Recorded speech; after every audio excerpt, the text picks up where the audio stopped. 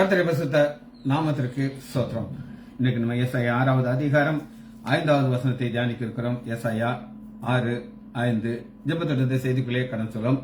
கர்த்தரை நம்பியே ஜீவிப்போம், கவலை கஷ்டங்கள் தீர்ந்திடும், கைவிட காத்திடும் பரமனே கரங்களை பற்றிக் கொள்வோம், கைவிட காத்திடும் பரமனே கரங்களை நாம் பற்றிக் கொள்வோம்.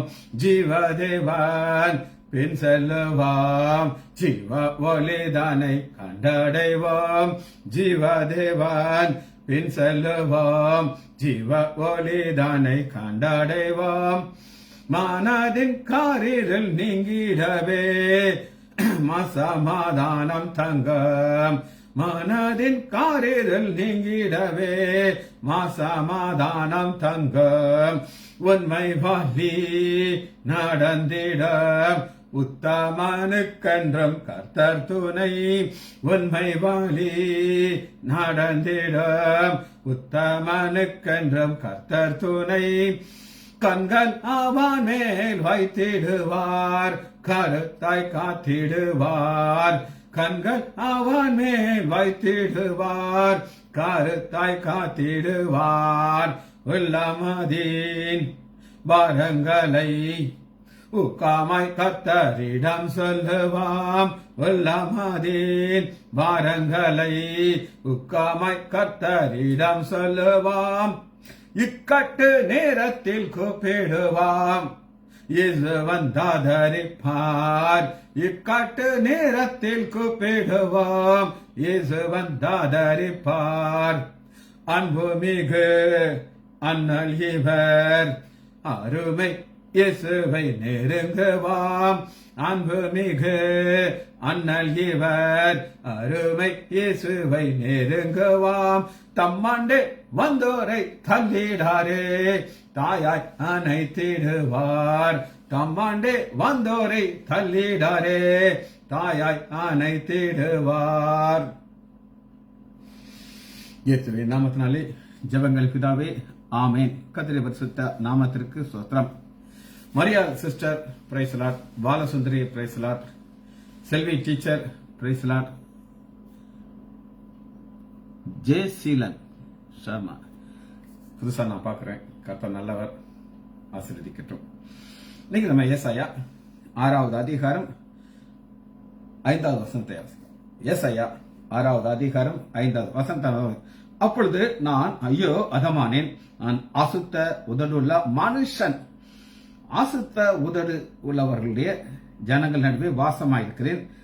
சேனைகளின் கர்த்தராகிய ராஜாவை என் கண்கள் கண்டது. 4வது வசனம். இன்னைக்கு இதுல லாங்குவேஜ் நம்ம கற்றுக்கொள்ள இருக்கிறோம். மனுஷன் நான் ஏற்கனவே சொல்லி கொடுத்திருக்கேன். பலர்கிட்ட நான் இதை எக்ஸ்பிளைன் பண்ணி என்னுடைய சந்தோஷத்தை ஷேர் பண்ணியிருக்கிறேன். இது என்ன அப்படின்னு கேட்டீங்கன்னா, மனுஷனுக்கு எபிரேய வார்த்தையில அடாம், ADAM, அடாம். Man, ADAM, அடாம். மனுஷனுக்கு ஆதாம் அப்படின்னு சொல்லி எபிரேய லாங்குவேஜ்ல பேர் இருக்கு அப்படின்னு கேட்டா அதுக்கு சில காரணங்கள் இருக்கு. அடாம்ங்கிறதுக்கு என்னெல்லாம் அதுக்குள்ள வரலாம் அப்படின்னு கேட்டீங்கன்னா, ஒரு சிங்கிள் ஆன் எஸ் மேன்கைண்ட், அதாவது மனித வர்க்கத்தை முழுவதும் இதுக்குள்ள கொண்டாடலாம். ஜனங்கள். இதற்கு லிட்டல் அர்த்தம் என்ன அப்படின்னு கேட்டீங்கன்னா, ஆடாம்ங்கிறதுக்கு ஹியூமன் ஸ்கின். ஆச்சரியமா இருக்கா? Human skin. இப்ப நம்முடைய தோல் தான் என்ன செய்யுது, நம்ம யாருன்னு காட்டுது. நம்ம தோலை ஃபுல்லா உரிச்சுட்டா யாருன்னே கண்டுபிடிக்க முடியாது. அதனாலதான் ஹியூமன் ஸ்கின். இங்க இதனுடைய கொஞ்சம் ஆழத்தை நம்ம பார்த்தோம்னா, ஏன் ஆதாம் என்று ஆண்டவர் பெயர் கொடுத்திருக்கிறார் அப்படின்னு கேட்டீங்கன்னா, ஆதியாகமம் 1வது அதிகாரம் 17வது வசனத்தை வாசிக்க. 1, 2வது அதிகாரம் 26வது வசனம். ஆதியாகமம் 1வது அதிகாரம் 26வது வசனம். பின்பு தேவன் நமது சாயலாகவும் நமது ரூபத்தின்படி, நமது ஒரு பன்மையை பார்க்கிறோம். திருத்துவ தேவன் நம்ம பார்க்கிறோம். திருத்துவ தேவன் நாம் நம்முடைய சாயலாக மனுஷனை உண்டாக்குவோம், ஆடாமை உண்டாக்குவோம். அவர்கள் 27 தேவன் தமது சாயலாக மனுஷனை சிருஷ்டித்தார், அவனை தேவ சாயலாகவே சிருஷ்டித்தார், ஆணும் பெண்ணுமாக அவரை சிருஷ்டித்தார். ஆணும் பெண்ணுமாக சிருஷ்டித்தார் விளக்கம் நான் உங்களுக்கு சொல்லியிருக்கேன், திரும்ப சொல்றேன். ஒரு ஆணுக்குள்ள ஒரு பெண்ணை வச்சு ஆண்டவர் சிருஷ்டித்திருக்கிறார், ஆணும் பெண்ணும். நான் ஒரு ஆண், எனக்குள்ள ஆண்டவர் டீனாங்கிற ஒரு பெண்ணை உள்ள வச்சு அதை வெளியில கொண்டாடுற ஆணும் பெண். எனக்குள்ள யார் இருக்கா? ஒரு பெண் இருக்கா. என் மக டீனா ஒரு பெண், ஆனா அவனுக்குள்ள 2 ஆண்களை வச்சு வெளியே கொண்டாட்டார், ஸ்டீவ் ஜெல், 2 பசங்க. அப்ப ஆண்டவர் கிரியேஷன்லயே ஆணும் பெண்ணுமாக சிருஷ்டிக்கிறார். இது வந்து கிரியேஷன். சரி, இத 28வது வசனத்துல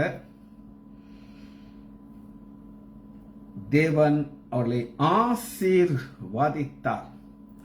ஆசீர்வதித்ததுடைய நோக்கம் என்ன? பலுகி பெருகி பூமியை நிரப்பணும் அப்படின்னு சொல்லி. ஆனா இந்த 3வது அதிகாரத்துக்குள்ள பாவம் உள்ளே வந்ததுக்கு அப்புறம் ஆண்டவர் என்ன செய்யறார் அப்படின்னு கேட்டீங்கன்னா, அதுக்கப்புறம் நம்ம வீழ்ச்சி அடைந்த மனிதனாக பார்க்கிறோம். ஆதியாகமம் 5வது அதிகாரம் 1 வசனத்துல ஆதாம் தேவன் மனுஷனை சிருஷ்டித்த நாளிலே அவனை தேவ சாயலாக உண்டாக்கினார். ஆனா தேவ சாயலாக உண்டாக்கினவர் 3வது வசனம் பாருங்க, ஆதாம் தன் சாயலாக தன் ரூபத்தின்படியும் தன் குமாரன் தன் சாயல், தேவ சாயல் போயிடுச்சு. பாவம் உள்ள வந்த உடனே ஆதாம் அதே ஆதாம் தான். இவன் வீழ்ச்சி அடைந்த மனிதன், வீழ்ச்சி அடைந்த மனிதன். 9வது அதிகாரம் 6வது வசனம், 9:6 மனுஷன் தேவசாயிலே உண்டாக்கப்பட்டபடியினால். அதாவது இந்த கான்செப்டை மாற்ற முடியாது. பாவம் உள்ள வந்துச்சு, மனுஷ சாயல் வந்துருச்சு, ஆண்டவராக இயேசு கிறிஸ்து வந்து திரும்ப சாயலை கொடுத்துட்டார். சரி, இது முதல் பாயிண்ட் வந்ததுன்னா மேன் ஆடம். 2வது டுவெல். டுவெல்லுக்கு இது ஒரு கிரேக்க வார்த்தை, எபிரேய வார்த்தையில இது இல்லை. டுவெல், DWEL, OIKEO, ஓ மேல வரணும், அது ஓ நீட்டி வரணும்.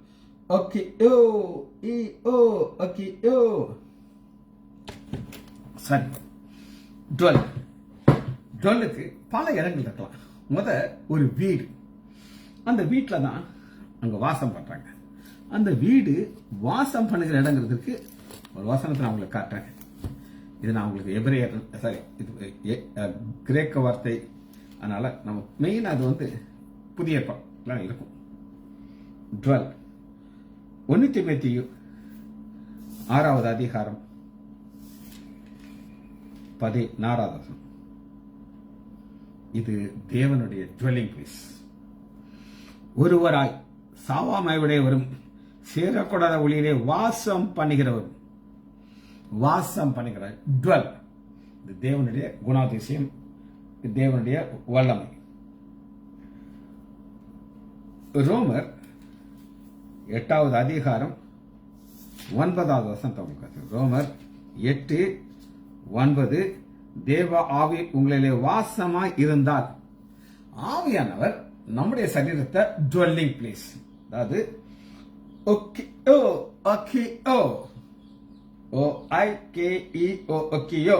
ஹவுஸ், நம்முடைய சரீரங்கிறது அவர் வாசம் பண்ணுகிற ஒரு வீடு. கொலோசியர்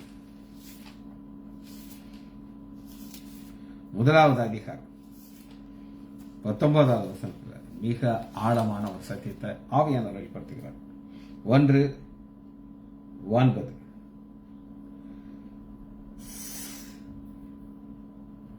ஏனென்றால் தேவ தத்துவத்தின் பரிபூர்ணமெல்லாம் சரீரப்பராகமா அவருக்குள்ளே வாசமாயிருக்கிறது. இயேசு கிறிஸ்து யார் அப்படின்னு கேட்டீங்கன்னா, பிதாவாகிய தேவனுடைய அத்தனை தன்மைகளும் அப்படியே உள்ள வந்து அவருடைய சரீரத்துல வாசம் பண்ணுகிறது. அதை அடிக்கடி வெளியில காட்ட மாட்டார். மறுரூபம் அழைக்கிற போது அது சின்ன சாம்பிளை காட்டுகிறது. எனக்குள்ள இருக்கிறது தேவன் அப்படின்னு சொல்லி. அடுத்து நம்ம பார்க்க போறோம், அசுத்த உதடுகள் நடுவிலே வாசம் பண்ணுகிறேன். மிட்ஸ் இருக்கிறதுக்கு tabak myths MIDST myths tabak TAWEK tabak myths நடுவிலே.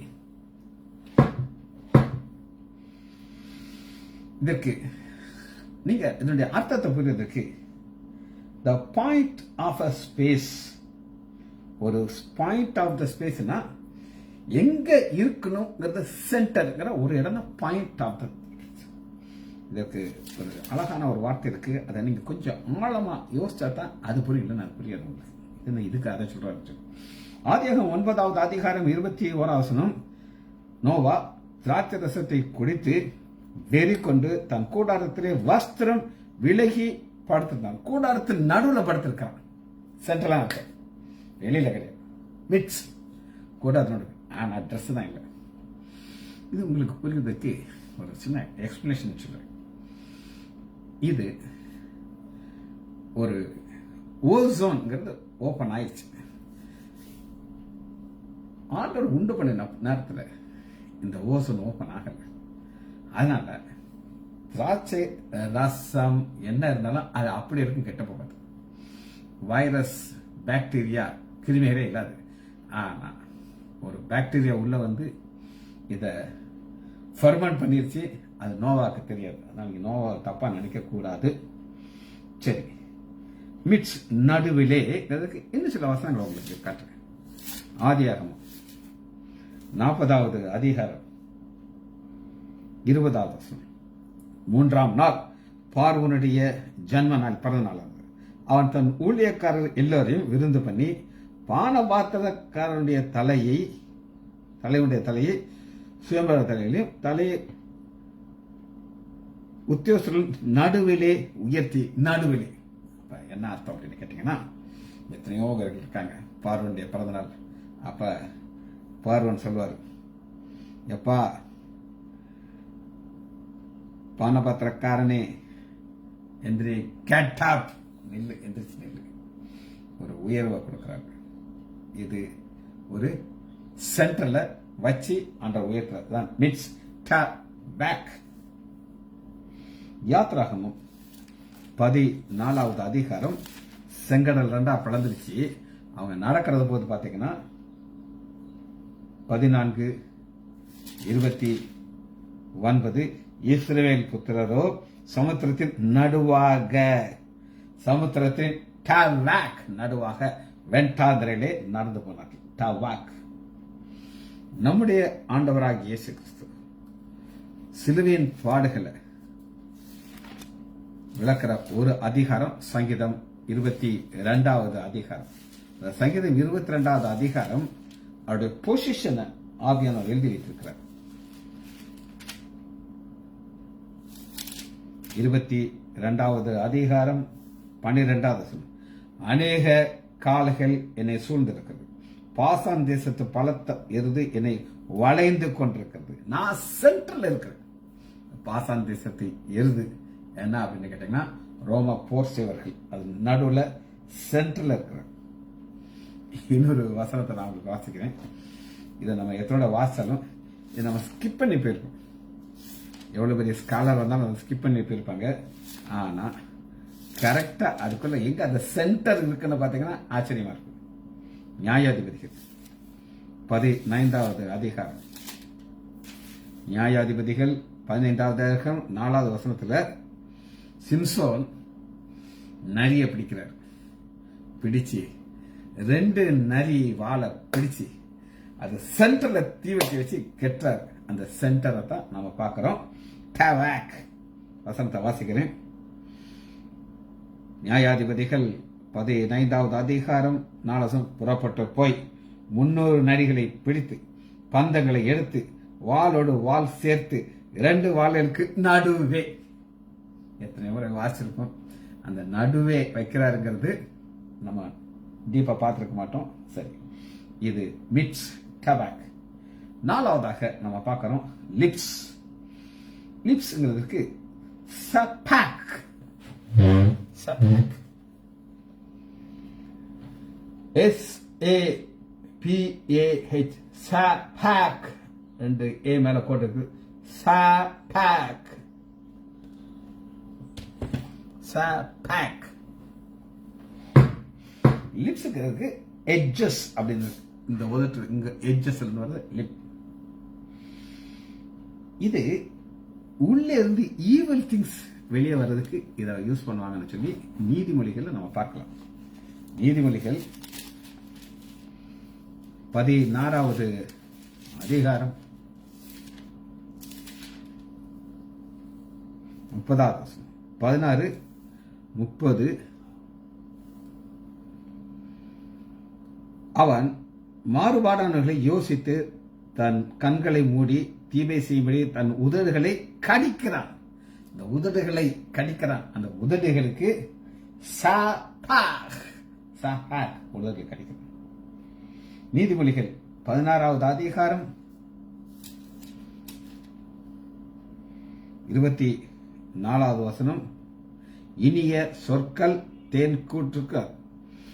அந்த இனிய சொல் எங்க இருந்து வரணும்? இருதயத்திலிருந்து. அது ஆத்மாவுக்கு மதுரம், எலும்புக்கு. உதடு பேசுறது இருதயத்தை நிறைவு, வாய் பேசும். இந்த உதட குறித்து எனக்கு ரொம்ப பிடித்த ஒரு வசனம் மேசியா சங்கீதம். சங்கீதம் 45வது அதிகாரத்துல மேசியாவின் சங்கீதத்துல 45:2 எல்லா மனுஷர்களையும் மகா சௌந்தரியம் உள்ளவர், உமது உதடுகளில் அருள் புரியும், உமது இருந்து அருள் புரியும். பியூட்டி எங்க இருக்குன்னா உதடுகள் இருக்கு. இதனுடைய ஒரு ஆப்போசிட் வசனத்தை உங்களுக்கு காட்டுறேன். அந்த ஆப்போசிட் வசனங்களை வாசிக்கும் போதுதான் இதனுடைய டெப்த் நமக்கு புரியும். சங்கீதம் 140:9 என்னை வளைந்து கொள்ளுகிறவர்கள் உதடு தீவினைகளை அவர்கள் தலையிலே. உதடுகள் வர்ற தீவினை நம்முடைய ஆண்டவராகிய இயேசு கிறிஸ்து உதடுல அருள் புரிகிறது. ஆப்போசிட். சரி, கடைசியாக உன்னை பார்த்து முடிக்க போகிறோம். நாவு தான் லசான். லசான் LASON லாசோன். அது LA லாசோன். லாசோன் நாவு, டங். சரி, நம்ம நாவை பார்த்தாச்சுங்க. வசனத்துக்குள்ளே கடந்து வருகிறோம்.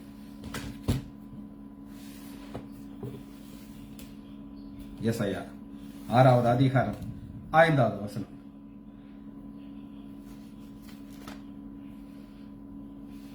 அப்பொழுது நான் ஐயோ அதமானேன், ஐயோ அதமானேன். இந்த ஏசாயா யாரை பார்த்தாலும் ஐயோ ஐயோ ஐயோன்னு சொல்லுவார். எல்லாருக்கும் ஐயோ கொடுக்கிறார். இப்ப தனக்கு ஐயோ கொடுத்துட்டார். முதல் ஐயோ நீங்க பார்க்கலாம். ஏசாயா 1வது அதிகாரம் 4வது வசனம். ஐயோ அதுதான் ஆரம்பிக்கிறார். பாவமுள்ள ஜாதி அப்படின்னு சொன்னார். 3வது அதிகாரம் 9வது வசனம். ஏசாயா 3:9 அவர்கள் முகப்பார்வை அவர்கள் விரோதமாக சாட்சியிடும், அவர்கள் தங்கள் பாவத்தை மறைக்காமல் சொதோம் கொமோரா போல இருக்கிறார். அவர்களுடைய ஆத்துமாவுக்கு ஐயோ, தங்களுக்கு ஏத்தி. அவங்களுக்கு போட்ட 2வது ஐயோ போட்ட. 3வது அதிகாரம் 11வது வசனம் பாருங்க. துன்மார்க்கனுக்கு ஐயோ. 5வது அதிகாரம் 8வது வசனம். தங்களுக்கு மாத்திரம் தேசத்திலே நடுவில் இருக்கும்படி மற்றவர்களுக்கு இடமுள்ளவர்களுக்கு ஐயோ. எனக்கு தான் எல்லாம் இதெல்லாம் நம்ம தியானிச்சாச்சு. எங்கெல்லாம் அந்த ஐயோ மற்றவங்களை பார்த்து போடுறாருங்கிறத நம்ம பார்க்கிறோம். அது 11வது வசனத்தை நான் வாசிக்கிறேன்.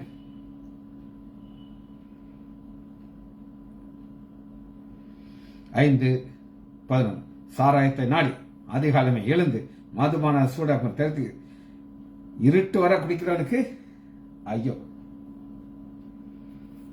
19 நாம் பார்க்கும்படி அவர் சீவிரமா கிரியை செய்யட்டும் அப்படின்னு சொல்லி அப்ப ஆண்டவரோட ஒரு கிளாஸ் பண்றாங்க. உனக்கு ஐயோ. 20வது வசனம்.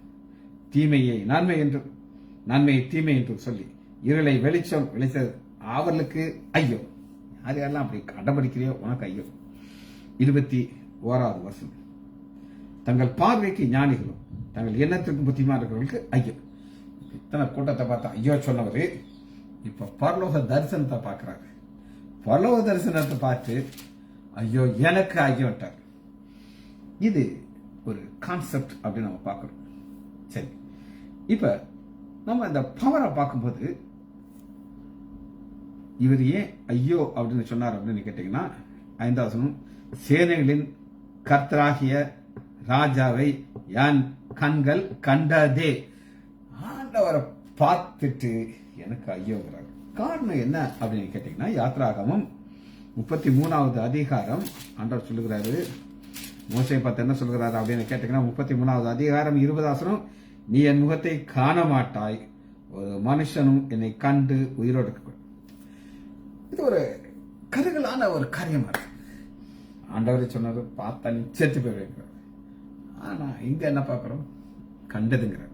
என்ன அர்த்தம் அப்படின்னு கேட்டீங்கன்னா, ஒரு டேம் இருக்குது. அங்க டேம்ல எலக்ட்ரிசிட்டி ப்ரொடியூஸ் ஆகும். ஹை டென்ஷன் வோல்டேஜ் இருக்கும். அது பெரிய பெரிய கம்பியில் அப்படியே கடத்தி கொண்டாந்து நம்ம வீட்டில் ஒரு கரண்ட் வச்சிருக்காங்க. அந்த கரண்டுடைய பவரை நீங்க தொட்டீங்கன்னா உங்களையும் ஷாக் அடிக்கும். ஆனா உங்க செல்போன் சார்ஜர் ஒன்று மாட்டுறீங்க. எதில் மாட்டுறீங்க? அதே கரண்ட்ல தான். ஆனா அங்கே டிப்பில் வரும்போது நீங்க வேற வச்சு தொட்டாலும் உங்களுக்கு ஷாக் அடிக்காது. அப்படித்தானே? அப்ப பவரை குறைச்சிட்டார். அதுபோல இந்த பவர் எப்படி அந்த பரலோகத்தை குறைக்கப்படுதுன்னு கேட்டீங்கன்னா, இந்த கெரோபன் சாரபன்லாம் அவரை மூடிட்டு இருக்காங்க. இவர் பார்க்கறது ஒரு போர்ஷனை தான் பார்க்கிறாரு, ஃபுல் ஆண்டவரை பார்க்கல. பார்த்தா செத்து பேருங்கிறது அன்னைக்கு அவங்க நம்பினாங்க. யார் நம்பினா அப்படின்னு நீங்க கேட்டீங்கன்னா, நியாயாதிபதிகள் 6வது அதிகாரம் 22வது வசனம், இப்பொழுது கிதியோன் அவர் கர்த்தருடைய தூதன் என்று கண்டு, ஐயோ கர்த்தராகிய ஆண்டவரே, நான் கர்த்தருடைய தூதனை, கர்த்தரை பார்த்தேன், தூதனை பார்த்தாலே எனக்கு அதே பிரச்சனை தான், நான் ஐ வில் பி அவுட் அப்படிங்கிற. யோபு இதை எப்படி விளக்குறார் அப்படின்னு பார்ப்போம். யோபு 42வது அதிகாரம் ஆண்டவரை பார்த்துட்டு யோபுடைய ரியாக்ஷன் ஆச்சரியமா. 42:5 என் காதினாலே உம்மை குறித்து கேள்விப்பட்டேன், இப்பொழுதோ என் கண்கள் உம்மை காண்கிறது. பிரசன்ட் கண்டினியூஸ் டென்ஸ்ல போடுறாரு பாருங்க. ஆகையால் நான் என்னை அருவருத்து தூளிலும் சாம்பலும் இருந்து மனஸ்தாபப்படுவேன். இது ஒரு ரியாக்ஷன். எல்லா பெருமையும் ஓடிய பெரும். தானியேலுடைய ரியாக்ஷனை பார்ப்போம். அது இன்னும் பவர்ஃபுல்லா இருக்கும்.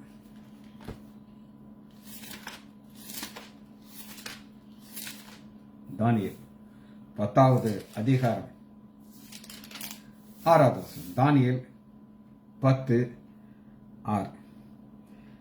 அவருடைய சரீரம் படிக பச்சை போலவும், அவருடைய முகம் மின்னலின் பிரகாசத்தை போலவும், அவருடைய கண்கள் எரிகிற தீபத்தை போலவும், அவருடைய புயங்கள், அவருடைய கால்கள் துலக்கப்பட்ட. தானியேலாக நான் மாத்திரம் அந்த தரிசனத்தை கண்டேன், என்னோடு இருந்த மனுஷர்கள் அதை காணவில்லை, அவர்கள் மிகவும் நடுநடுங்கி ஒளிந்து கொண்டார்கள். நான் பார்த்தேன் அப்படிங்கிறார், மற்றவங்க எல்லாம் ஓடியே போயிட்டாங்க. லூக்கா 1வது அதிகாரம் 12வது வசனத்துல சகரியா பிரதான ஆசிரியர் ஒரு ஜெபத்து பண்ணிட்டு இருக்கார். அந்த ஜெப வேலையில ஒரு தேவ தூதன் வந்து அவரோடு பேசுகிறார். 12 சகரியா கண்டு பயம் அடைந்து. இன்னொரு ஆழமான கருத்தை உங்களுக்கு காட்டுறேன். லூக்கா 5வது அதிகாரம் 8வது வசனம். பேதுரு மீன் பிடிக்கிறார், ஒண்ணுமே கிடைக்கல. ஆண்டவர் சொல்றாரு, போய் ஆழத்துல வலைய போடுக்கிறார். போட்ட உடனே மீன் கிடைச்ச உடனே இவரு, அப்பா நீங்க பயங்கரமா நாளெல்லாம் சொல்ல மாட்டேங்கிறாரு. அவருடைய ரியாக்ஷன் என்னன்னு கேட்டீங்கன்னா, சீமோன் பேதுரு அதை கண்டு இயேசுவின் பாதத்திலே விழுந்து, ஆண்டவரே நான் பாவியான மனுஷன், இதை நேற்று போவேன். இப்ப நம்ம பார்த்த ஏசாயாக்கு அதே ஒரு ரியாக்ஷன். ஆண்டவரே என்னை விட்டு போயிருங்க, நான் ஒரு பாவியான மனுஷன் அப்படிங்கிறார். இப்ப இந்த பார்வைங்கிறது ரொம்ப ரொம்ப ரொம்ப முக்கியம். பார்வை ஏன் முக்கியம் அப்படின்னு கேட்டீங்கன்னா, அப்போஸ்தலர் 9வது அதிகாரம் 9வது வசனத்துல அப்போஸ்தலர் 9:9 சவுல் இன்னும் பவுலாக மாறல, ஆண்டவரை பார்க்கிறாரு. 3 நாள் புசியாமலும் குடியாமலும் கிடந்தார். அப்ப புசியாமலும் குடியாந்து கண்ணெல்லாம் போச்சு. இதுதான் அசுத்திர உதவுள்ள மனிதன். மோசே இவருடைய பிரச்சனை என்ன? இங்க நாவுகளை ஆண்டவர் தொடுறார், உதவிகளை தொடுறார். நாவு பிரச்சனை இருந்துச்சு. இவருக்கு ஒரு பிரச்சனை இருந்துச்சு. யாத்ராகமம் 6வது அதிகாரம் 12வது யாத்ராகமம் 6:12